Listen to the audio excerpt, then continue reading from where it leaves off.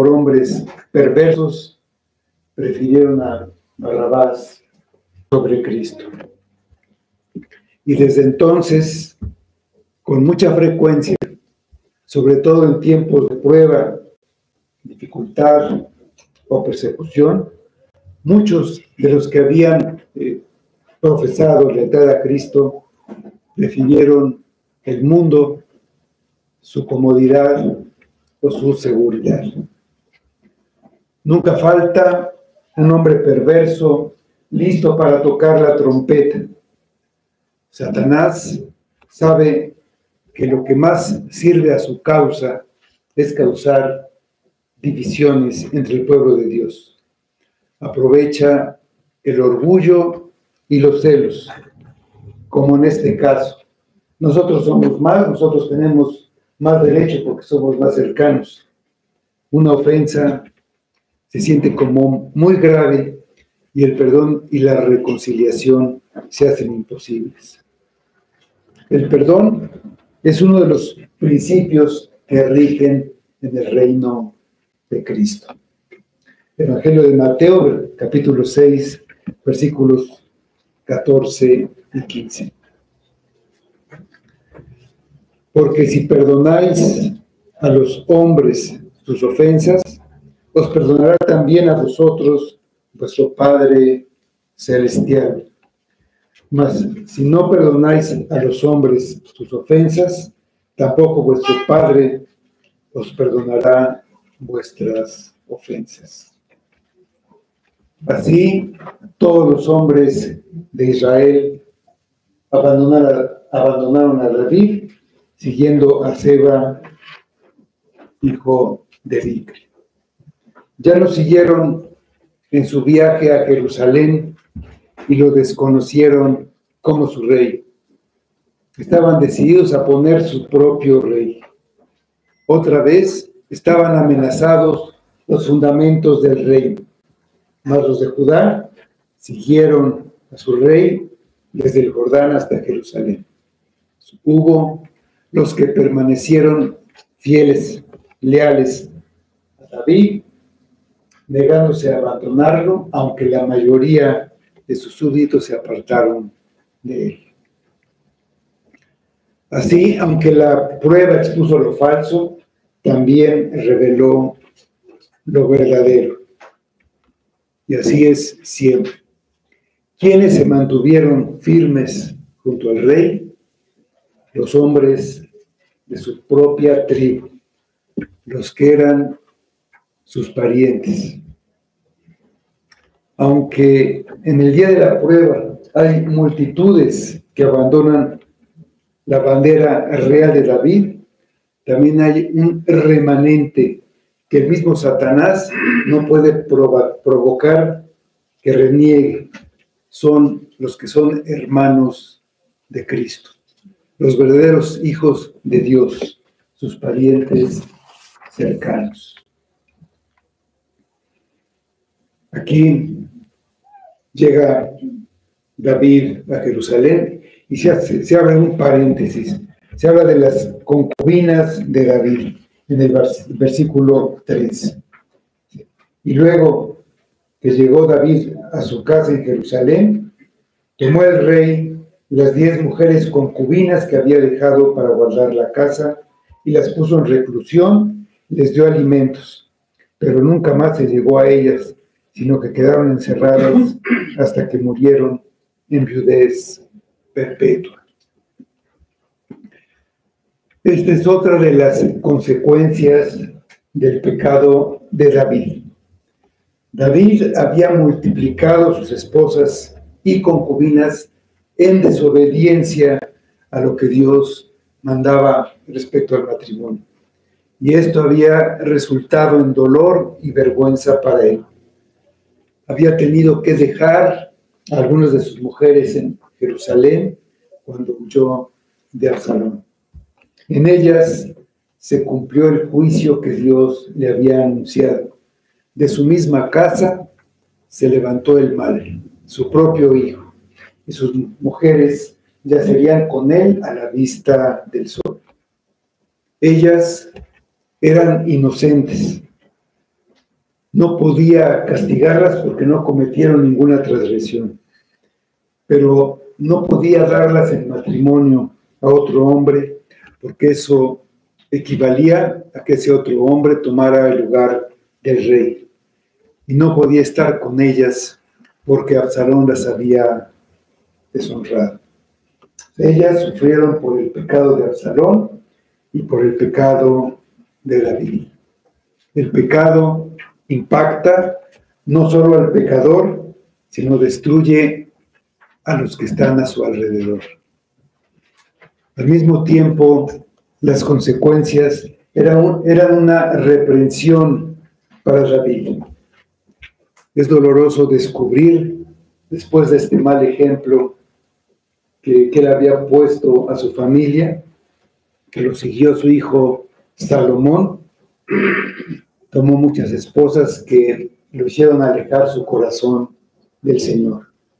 Los pecados de los padres frecuentemente se verán en sus hijos. Y muchas veces el pecado daña a quien no tiene ninguna culpa. Se cierra el paréntesis y hay una traición en familia. En los versículos 4 y 5 dice: después dijo el rey a Amasa: convócame a los hombres de Judá para dentro de 3 días, y hállate tú aquí presente. Fue pues Amasa para convocar a los de Judá, pero se detuvo más del tiempo que le había señalado. David sabía la importancia de acabar con el levantamiento de Seba lo más pronto posible. Si crecía, podía salirse de control. En realidad, él estaba tomando el consejo que había dado Aitofel a Absalón. Acaba con David antes de que crezca. Pasó el tiempo y ya no es el resultado. Él iba a seguir este consejo. Había que acabar con Seba de inmediato. Los hombres de Judá, aunque permanecían fieles al rey, pues había ido cada uno a su casa. Entonces le pidió a Amasa, al que había nombrado comandante del ejército, para degradar a Joab, y también como un gesto de reconciliación hacia los hombres de Israel, porque Amasa era general de ese ejército. Le pidió ahora que fuera general de su ejército y que reuniera a todo el de Israel en 3 días para ir a combatir la amenaza. Amasa tardó más del tiempo que le había dado el rey, y David decidió no esperar más. Desde los versículos 6 y 7. Y dijo David a Abisai: Seba, hijo de Bicri, nos hará ahora más daño que Absalón. Toma, pues, tú los siervos de tu señor y ve tras él. No sea que halle para sí ciudades fortificadas y nos cause dificultad.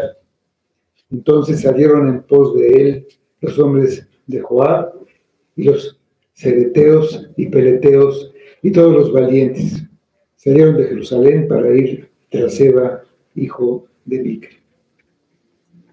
Pues David no quería apoyarse en su antiguo general y ordenó a Abisai, que era hermano de Joab, que fuera con todas las con todas las tropas que estaban en Jerusalén, incluyendo a su guardia personal, para eliminar la amenaza. Mientras más tiempo tardara, más daño podría hacer Seba. Las tropas son llamadas también los hombres de Joab. Ellos no consideraban a Amasa como su general, porque había sido general de Absalón y acababa de terminar la guerra. No respondieron, posiblemente por eso, al llamado que hizo a todos los de Judá. En los versículos 8 a 10. Y estando ellos cerca de la piedra grande que está en Gabaón, le salió Amasa al encuentro y Joab estaba ceñido de su ropa, y sobre ella tenía pegado a sus lomos el cinto con una daga en su vaina, la cual se le cayó cuando él avanzó. Entonces Joab dijo a Amasa: ¿te va bien, hermano mío? Y tomó Joab con la diestra la barba de Amasa para besar. Y Amasa no se cuidó de la daga que estaba en la mano de Joab, y éste le hirió con ella en la quinta costilla y derramó sus entrañas por tierra, y cayó muerto sin darle un segundo golpe. Parece que esa piedra grande era el lugar señalado para ser el punto de reunión de las tropas.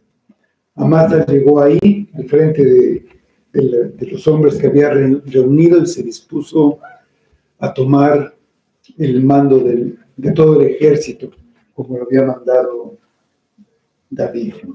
Y ahí, entre todos esos hombres, estaba Joab, aunque Abisai estaba al mando. Joab, arrogante y despiadado, no permitiría ninguna interferencia en contra de su posición en el reino.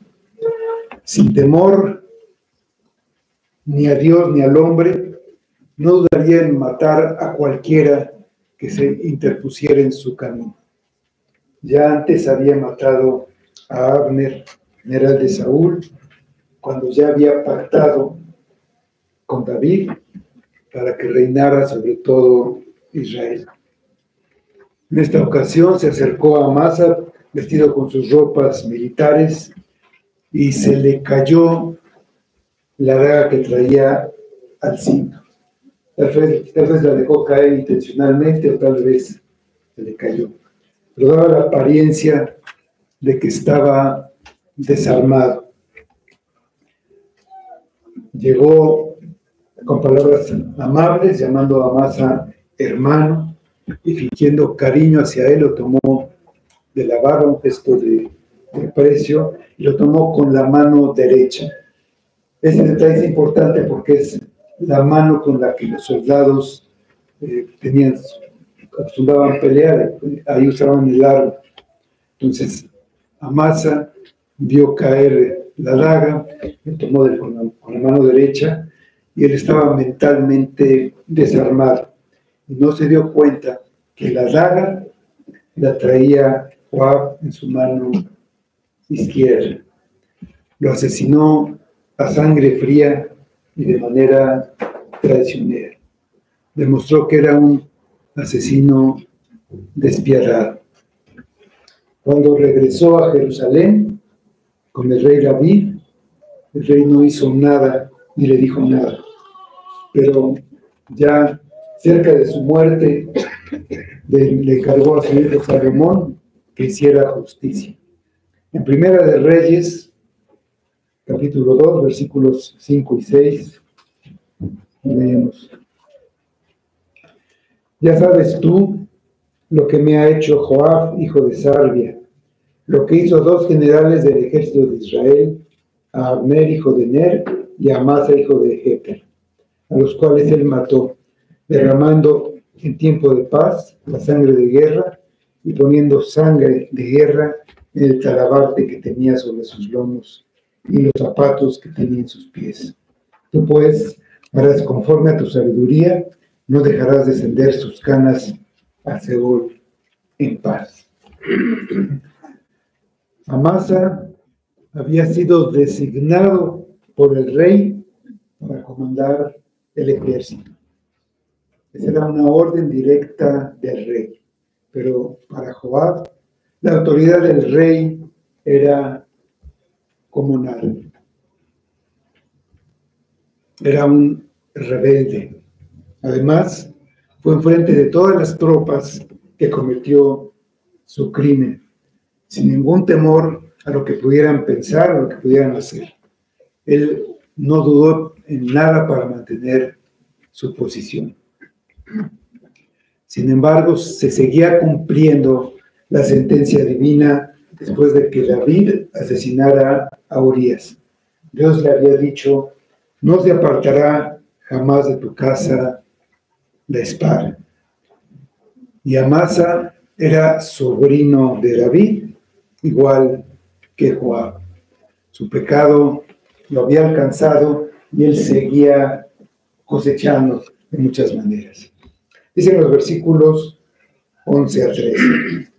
Después, Joab y su hermano Abisai fueron en persecución de Seba, hijo de Bicri. Y uno de los hombres de Joab se paró junto a él diciendo: cualquiera que ame a Joab y a David, vaya en pos de Joab. Y Amasa yacía revolcándose en su sangre en la mitad del camino. Todo el que pasaba al verle se detenía. Y viendo a aquel hombre que todo el pueblo se paraba, apartó a Amasa del camino al campo y echó sobre él una vestidura. Luego que fue apartado del camino, pasaron todos los que seguían a Joab para ir tras Seba, hijo de Bicri. Joab no mostró ninguna emoción, mucho menos arrepentimiento. Él siguió como si nada hubiera pasado.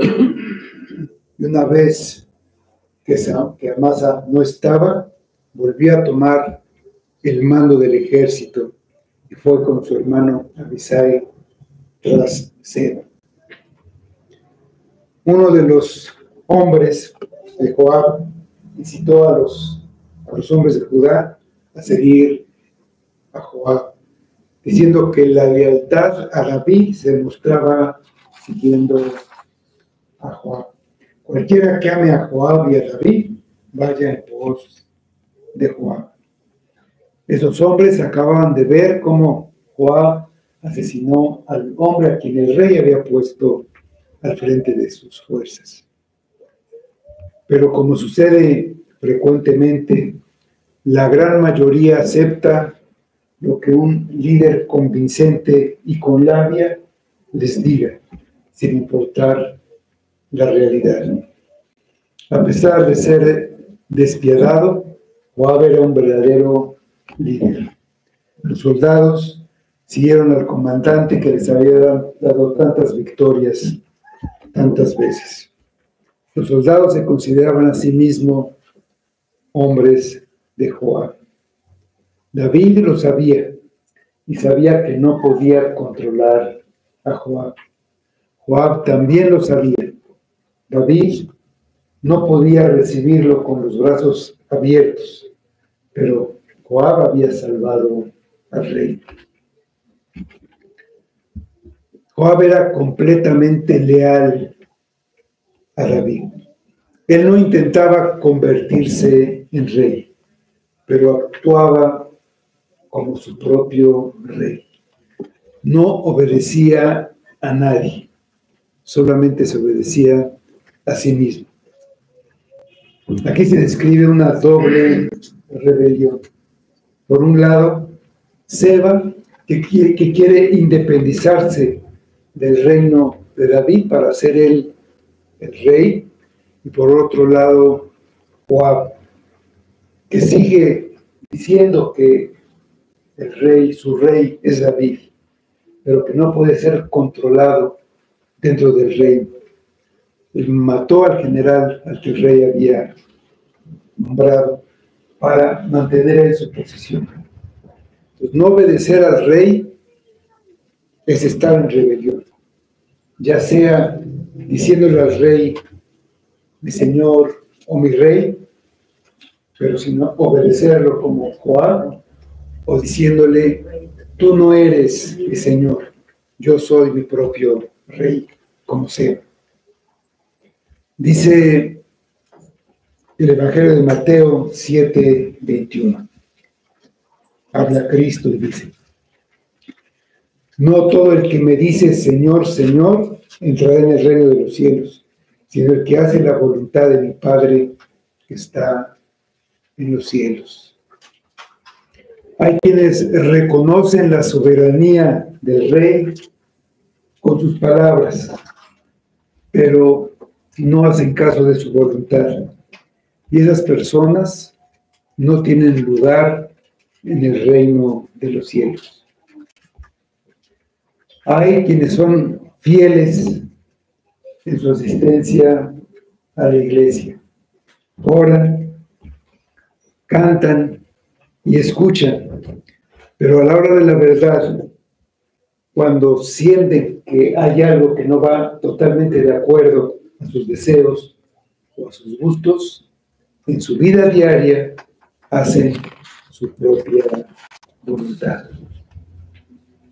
No todo el que me dice Señor, Señor, entrará en el reino de los cielos, sino el que hace la voluntad de mi Padre, dice Cristo. Los soldados vieron el crimen, y aunque ninguno hizo nada contra el asesino, el hombre que llamó al combate, al ver que los soldados se detenían y veían a Amasa muriendo, apartó el cuerpo del camino y lo cubrió. Después, todos siguieron a Joab. A los ojos de los soldados, era un guerrero valiente y leal, y estaba persiguiendo a Seba, el enemigo del rey. No podía haber nada equivocado en eso. Tenemos una mujer sabia, de los versículos 14 a 22. Y él pasó por todas las tribus de Israel hasta Abel Bet-Mac y todo Barim, y se juntaron y lo siguieron también. Y vinieron y lo sitiaron en Abel Bet-Maca y pusieron baluarte contra la ciudad y quedó sitiada. Y todo el pueblo que estaba con Joab trabajaba por derribar la muralla. Entonces una mujer sabia dio voces en la ciudad diciendo: oíd, oíd, os ruego que digáis a Joab que venga acá para que yo hable con él. Cuando él se acercó a ella, dijo la mujer: ¿eres tú Joab? Y él respondió: yo soy. Ella le dijo: oye las palabras de tu sierva. Y él respondió: oigo. Entonces volvió ella a hablar diciendo: antiguamente solían decir, quien preguntare, pregunte en Abel, y así concluían cualquier asunto. Yo soy de las pacíficas y fieles de Israel, pero tú procuras destruir una ciudad que es madre en Israel. ¿Por qué destruyes la heredad de Jehová? Joab respondió diciendo: nunca tal me acontezca que yo destruya ni deshaga. Una ironía, lo acababa de destruir jamás. La cosa no es así. Un hombre del monte de Efraín, que se llama Seba, hijo de Bicri, ha levantado su mano contra el rey David. Entregada solamente en heredad de la ciudad. Y la mujer dijo a Joab: he aquí, su cabeza te será arrojada desde el muro. La mujer fue luego a todo el pueblo con su sabiduría, y ellos cortaron la cabeza a Seba, hijo de Bicri, y se la arrojaron a Joab. Y él tocó la trompeta, y se retiraron de la ciudad, cada uno a su tienda, y Joab se volvió al rey a Jerusalén. Después del llamado a la separación, los hombres de Israel se retiraron también, cada uno a su casa. Dice que siguieron a Bicri, que lo siguieron al norte, pero no todos se unieron para apoyarlo incondicionalmente. Solo algunos lo apoyaron activamente. Con relativamente poco apoyo, fue a refugiarse a una ciudad en el norte, la ciudad de Abel Bet-Mac. Y llegaron allá Joab y sus soldados. Sitiaron a la ciudad para que no pudiera escapar. Era una ciudad amurallada, y las tropas atacantes empezaron a trabajar para derribar las murallas. Una mujer que estaba dentro de la ciudad empezó a gritar llamando a Joab que fuera para hablar con ella. Joab se acercó y la mujer le contó la historia de la ciudad. Era una ciudad antigua y tenía un prestigio, una marca de sabiduría. Alguien que tenía alguna duda, alguna pregunta, acudía a la ciudad y obtenía una respuesta. Dice que ella era una pacificadora. Un pacificador, donde quiera que esté, es una bendición. Merece honor quien hable con palabras y hechos y logra detener la destrucción de una guerra. Había un mediador en la ciudad, Abel. Era una mujer sabia que tenía suficiente sentido común e influencia en ambas partes para poner fin a la lucha sin dañar a los inocentes de ambos bandos. Dijo Cristo que los pacificadores son bienaventurados porque ellos serán llamados hijos de Dios. Y el mayor pacificador es Cristo, que hizo paz entre sus enemigos, entre nosotros y Dios Padre. La mujer le preguntó a Joab que por qué quería destruir la ciudad, la heredad del Señor. Joab respondió diciendo que él no tenía nada contra la ciudad, que buscaba solamente a un hombre que se había levantado contra el rey David. Si se lo entregaban, se iría. La mujer consultó al pueblo, le cortaron la cabeza a Seba y la arrojaron por arriba del muro a Seba, por la trompeta, y se retiraron. La vida de un hombre se sacrificó para salvar a muchos. En este caso, eso es justicia, porque el pecado de ese hombre era la única causa de que toda la ciudad pereciera. Toda la ciudad había sido arrastrada por él a esa situación. No podía haber seguridad para ellos mientras él viviera. Fue muy diferente cuando Caifás dijo: ni pensáis que nos conviene que un hombre muera por el pueblo y no que toda la nación perezca. Juan 11:50. Ese otro hombre no había pecado y él dio su vida voluntariamente para que el pueblo viviera. Dice los versículos 23 a 26. Así quedó Joab sobre todo el ejército de Israel, y Benaía, hijo de Joiada, sobre los cereteos y peleteos, y Adoram sobre los tributos, y Josafat, hijo de Ahilud, era el cronista. Seba el escriba, y Sadoc y Abiatar sacerdotes, e Ira Jaireo también fue también sacerdote de David. Joab regresó imperturbable por su crimen a Jerusalén. No tenía ningún temor de enfrentarse a su señor. Realmente Joab había salvado el reino y David no pudo cumplir su propósito de quitar poder a Joab, y él quedó al frente del ejército. Entonces sigue una lista de los oficiales de David en su gobierno, como una manera de decir que a pesar de todo, el reino está intacto.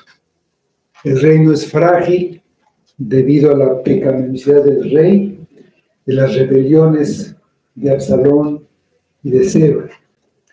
Sin embargo, con toda la corrupción, con todos los ataques, con la traición, el reino sigue de pie. Todos sus administradores están trabajando. Y una vez más se nos recuerda que el reino de Dios es para siempre.